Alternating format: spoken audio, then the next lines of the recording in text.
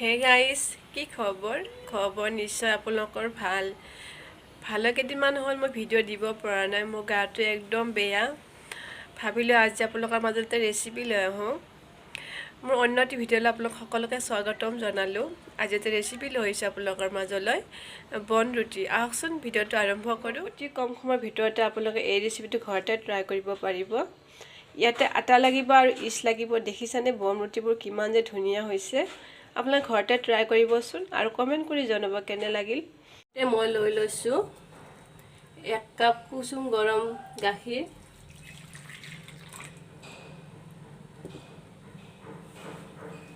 ইয়াতে লৈ লৈছোঁ 2 চামুচ ইষ্ট,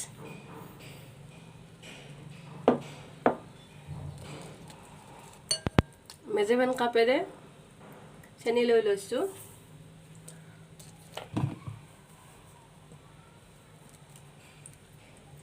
ইয়াতে মই আটা লৈ লৈছোঁ 2 কাপ।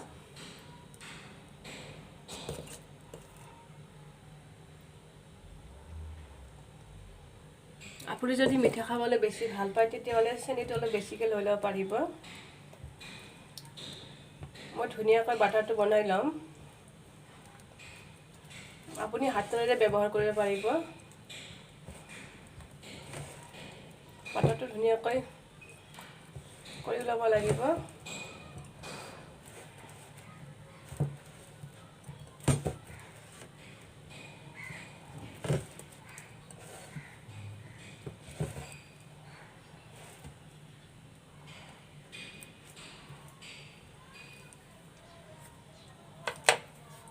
এতিয়া মই হাতেৰে ব্যৱহাৰ কৰিম।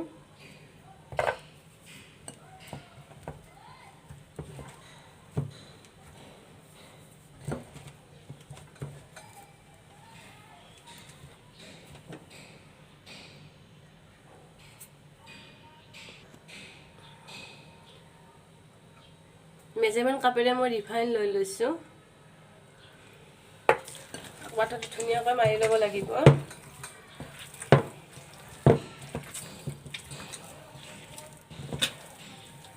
দেখিছেনে প্লাষ্টিক টাইপৰ নিচিনা হৈছে।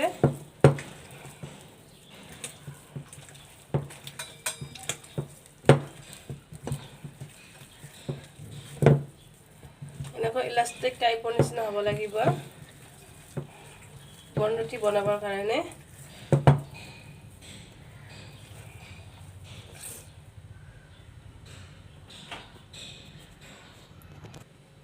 মই এতিয়া দুখন হাতেৰে ব্যৱহাৰ কৰিম। এনেকৈ ধুনীয়াকৈ মাৰি ল'ব লাগিব বাটাৰটো। তেতিয়াহে হ'ব বন ৰুটি।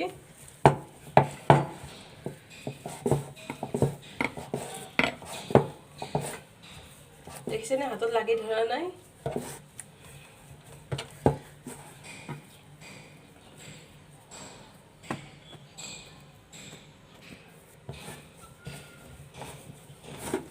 ধুনীয়াকৈ মাৰি ল'ব লাগিব এনেকৈ।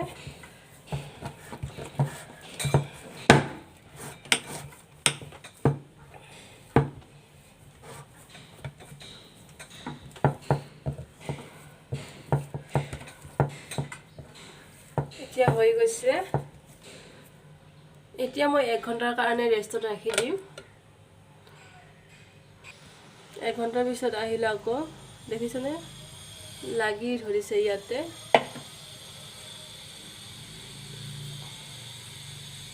এতিয়া মই ইয়াৰে গেছবিলাক নাইকিয়া কৰি ল'ব লাগিব।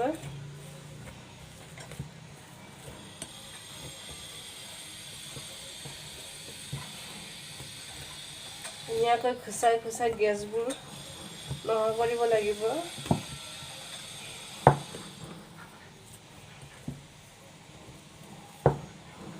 এতিয়া মই ইয়াতে লৈ ল'ম।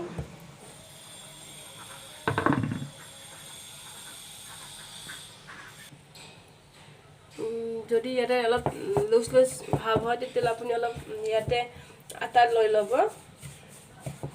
এতিয়া কোনো প্ৰব্লেম নহয় আটা লৈ ল'লে।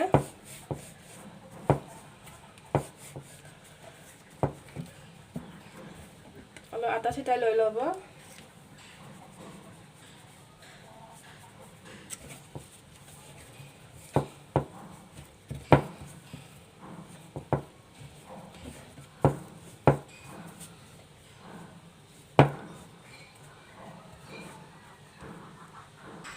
এতিয়া মই সববোৰ সমান কৰি কাটি লম একে সাইজ কৰি কাটি ল'ব লাগিব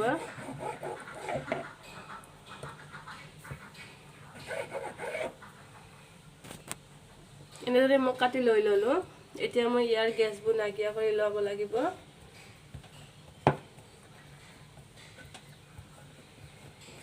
এতিয়া বম ৰুটিৰ মই শেপ দি লৈ লম এনেকৈ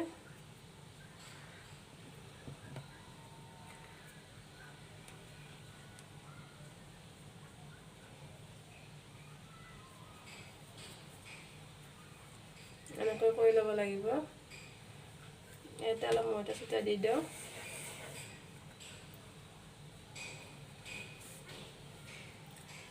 এনেকৈ সকলোবোৰ কৰি ল'ব লাগিব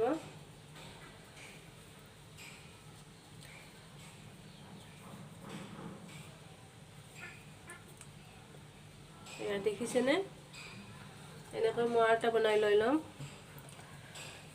ইয়াৰে গেছবোৰ আকৌ নাইকিয়া কৰি ল'ব লাগিব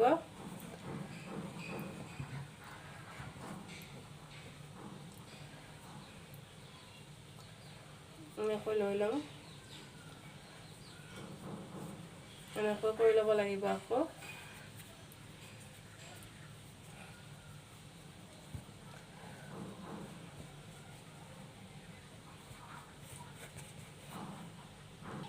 এনেদৰে মই সকলোবোৰ বনাই লৈ লৈছোঁ এতিয়া মই এখন ঢাকনেৰে ঢাকি থম অলপ টাইমৰ কাৰণে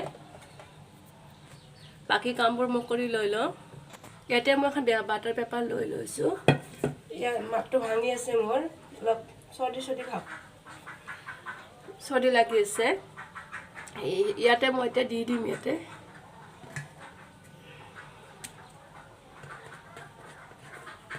প্ৰথমতে 3টা দি দিছোঁ এনেকৈ ইয়াতে মই এতিয়া কণী ব্ৰাছ কৰি দি দিম কণী নেদিলেও আপোনাৰ কালাৰটো আহিব এনেও যদি আপোনালোকে যে কণী ভাল নাপায় তেতিয়া নেদিলেও হ'ব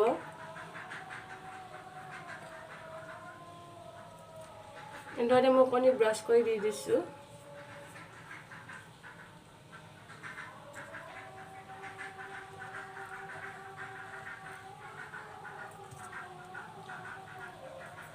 ষ্টিলৰ এটা চচপেন বহাই লৈ লৈছোঁ ইয়াতে মই লেখা লেখি কাগজ দি দিম ইয়াতে মই ষ্টিলটো দি দিছোঁ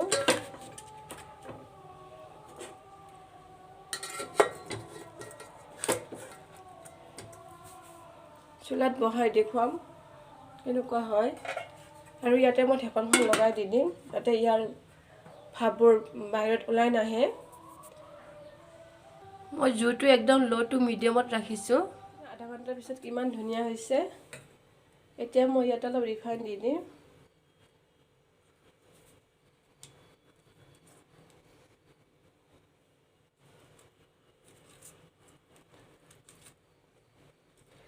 আৰু বাকিকেইটাও এনেদৰে বনাই লৈ ল'ম দেখিছেনে কাগজবোৰ জ্বলি গৈছে বাকিবিলাকো মই এনেদৰে